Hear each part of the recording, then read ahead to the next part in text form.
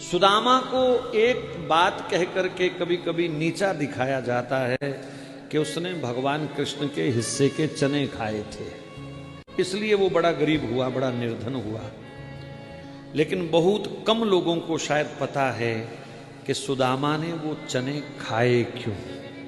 वो इतना लोभी नहीं था खाने का कि चने ही खा जाए किसी के, 2 दाने भी ना वापिस करे किसी को। वो सारे चने खा गया। उसका कारण ये है कि वो चने की पोटली दुर्वासा ऋषि की श्रापित थी। गुरुकुल में एक दिन दुर्वासा ऋषि आए, गुरु माँ अकेली थी संदीपनी ऋषि के आश्रम में। कहा, माता बड़ी जोरदार भूख लगी है, कुछ खिलाओ। तो माता ने हाथ जोड़ करके कहा दुर्वासा ऋषि से, भगवान आज आश्रम में कुछ नहीं है, मैं क्या खिलाऊं आपको। दुर्वासा जी ने सोचा इतना बड़ा आश्रम और कुछ ना हो, ये कैसे हो सकता है। तब उन्होंने ध्यान लगाया, ध्यान लगा के देखा सचमुच रसोई में कुछ नहीं था।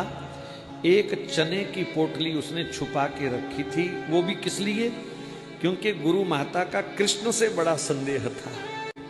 जब से उसका पुत्र मरा ना, तब से वो कृष्ण को देख देख के जी रही थी थोड़े दिन।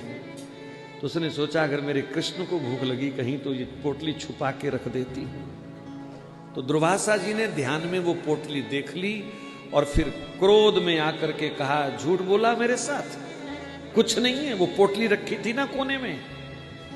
जा, जो भी ये चने खाएगा निर्धन हो जाएगा, एकदम निर्धन। दूर खड़ा सुदामा ये चर्चा सुन रहा था। और एक दिन ऐसा संयोग बना कि कृष्ण लकड़ी लेने के लिए गए हैं, तो माता ने जाते जाते वही वाली पोटली जल्दबाजी में सुदामा को पकड़ा दी। बोले कृष्ण को भूख लगे ना तो उसको खिला देना है? मेरा कृष्ण भूखा ना रह जाए।